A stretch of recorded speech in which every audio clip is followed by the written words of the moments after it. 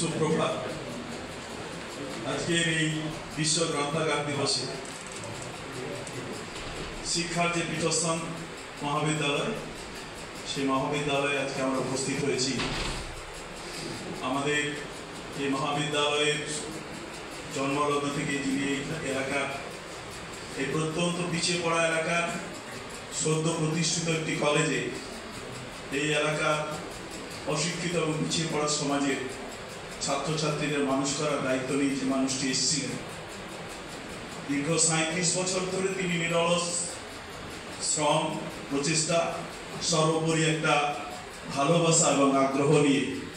এই এলাকার ছাত্রছাত্রীদের শিক্ষাদান করেছেন। এই এলাকার একজন মানুষ হিসেবে পরবর্তীতে এই এই মহাবিদ্যালয়ের পরিচালন সমিতির একজন সদস্য হিসেবে যে কদিন আমি শান্তিবাবুর সাহায্য পেয়েছি, এই পড়াশোনার পরে এই ধরনের একটি প্রতিষ্ঠানে পরিচালনার দায়িত্ব নিয়ে এসে আমার যেটুকু ঘাটতি ছিল পরিচালন সমিতিতে এসে এই মহাবিদ্যালয় পরিচালনার ক্ষেত্রে আমি অকপটে তার কাছ থেকে সেটা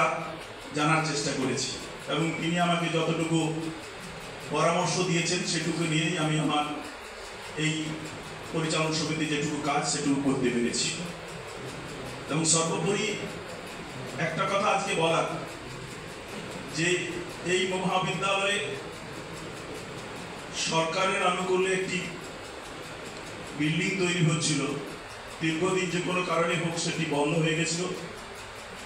যেটি এই মহাবিদ্যালয়ের ছাত্রছাত্রীদের পঠন পাঠনের ক্ষেত্রে খুব প্রয়োজনীয়। ওনার ঐকান্তিক চেষ্টা এবং ওনার বারবার পরামর্শের মধ্য দিয়ে আমরা সেটি শুরু করতে পেরেছি এবং আমি আশা করব আজকের দিনে তার অবসর হওয়ার পরেও এই অসমাপ্ত কাজটি পরিসমাপ্ত করার জন্যে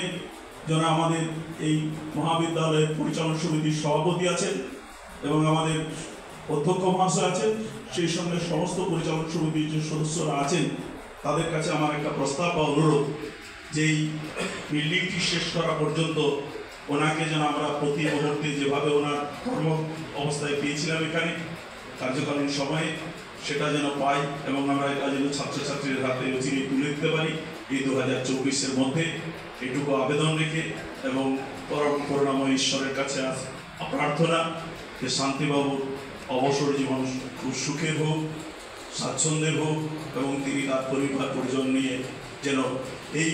যে একটা ফাঁক শূন্যতা তৈরি হবে ছাত্রছাত্রীর মাঝখান থেকে সরে যাওয়ার পরে, সেটা নিয়ে যেন তিনি সেই ভরা সংসারে অনেক অনেক দিন নীরব শরীরে থাকতে পারেন। করুণাময় ঈশ্বরের কাছে এই আবেদন রেখে, এই প্রার্থনা রেখে আমার কথা শেষ করলাম। নমস্কার।